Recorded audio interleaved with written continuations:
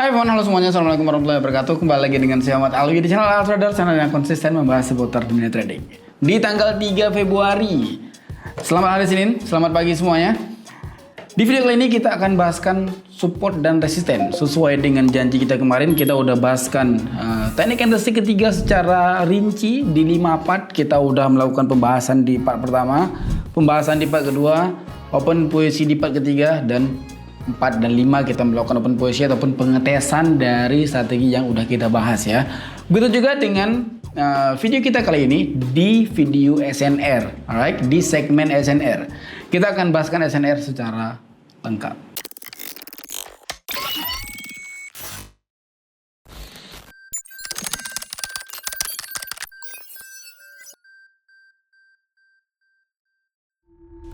Apa itu SNR selain dari artinya support dan resisten? Apa itu?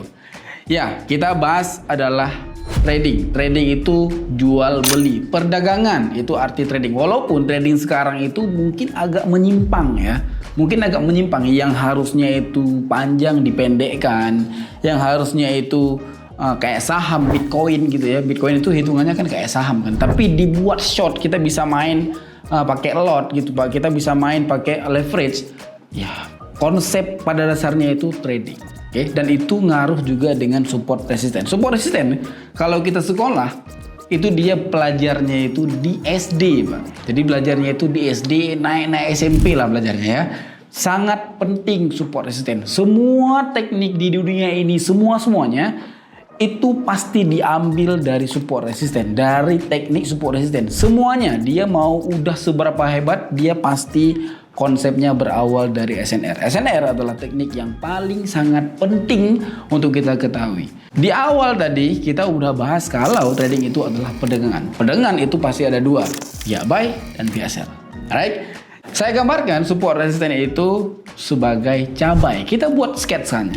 Kita masuk ke sketsa di perdagangan di pasar tradisional ya, di pasar tradisional. Kita gambarkan sebagai cabai yang biasa digunakan oleh ibu kita memasak ya. Jadi cabai di hari-hari normal, mungkin di hari-hari ini ya, mungkin cabai per kilo itu harganya 30.000. Contoh aja, di hari-hari normal cabai per kilo itu di angka 30.000 di sini. Jadi angka ini adalah angka waktu kita trade itu yang di ujung itu. Nah, angka itu. Jadi angka ini adalah sebagai angka yang kita gambarkan ini. Oke, mengerti ya? Jadi harga cabai ini di awal itu harganya itu 30.000 di hari normal.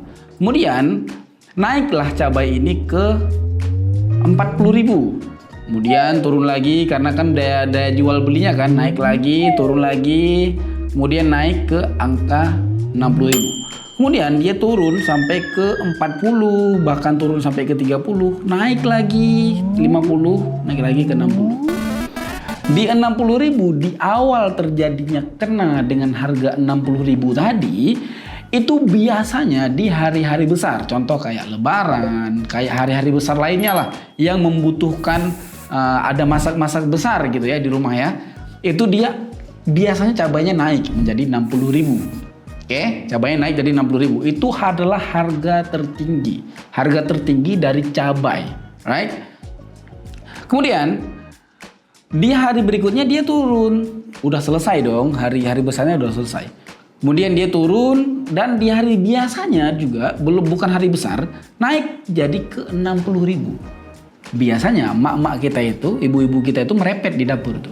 Apaan cabai mahal banget ini, udah kayak hari lebaran. Nah, itu waktu udah terjadi bimbang antar pembeli dan penjual ya, itu terjadinya goyang harga, Pak. Jadi harganya udah melampaui batas.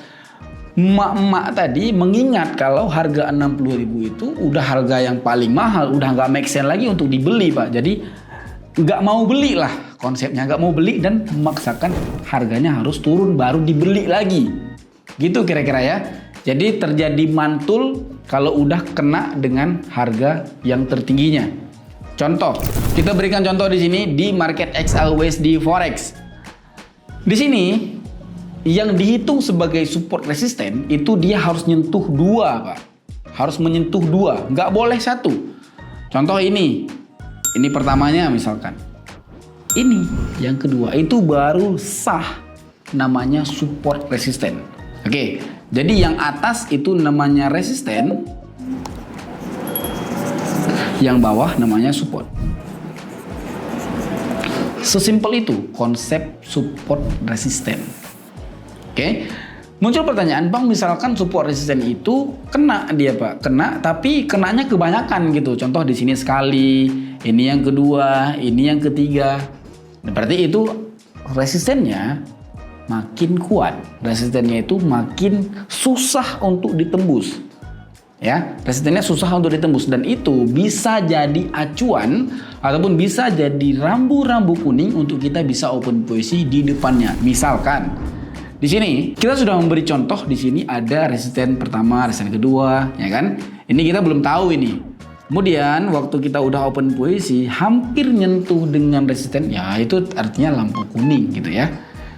Jadi begitulah konsep dari support resisten di awal. Karena ini part 1 kita bahasnya dulu sampai sedetail mungkin dari support resisten, dan part 2 juga kita bahas selanjutnya karena beda market, beda karakter, Pak.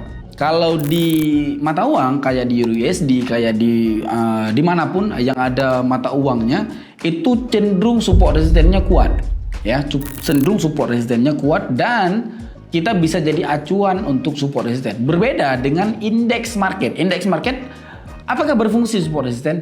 Berfungsi, tetapi tidak semantul di mata uang. Kalau di mata uang biasanya dia terjadi pemantulan harga.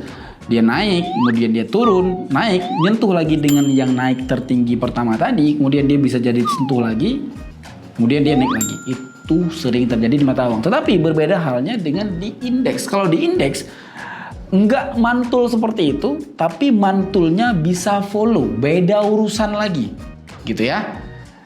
Coba kita lihat di market mata uang lainnya. Kita contoh di sini di market Euro USD ataupun USD aja. Di market Euro USD di sini. Oke, perhatikan di market Euro USD di sini sama aja dengan market XAU USD tadi, sama aja. Di sini terjadi harga tertinggi. Ini agak ditembus sedikit menjadi resisten baru, ya, menjadi resisten baru itu nggak masalah. Tetapi tidak memungkinkan juga resisten yang lama itu tidak berfungsi. Bukan seperti itu. Mungkin kayak gitu aja dari pembahasan kita di part pertama. Tidak terlalu panjang.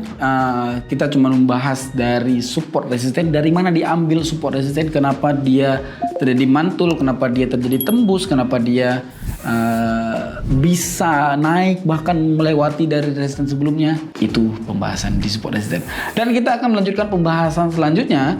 Kenapa di market index itu beda cara kerjanya dan kenapa terjadi head and shoulders, kenapa terjadinya RBS, kenapa setiap penembusan dari support resisten itu candlesticknya itu agak besar dan seberapa valid dia, Pak, dari setiap support resisten, gitu ya. Itu mungkin terjadi di part kedua dan kita di part ketiga ada pembahasan dan sekali open posisi. Part keempat dan part kelima langsung murni open posisi. Mungkin begitu aja dari saya. Nama saya Omar Alwi. Kita kembali lagi di part berikutnya. Bye-bye.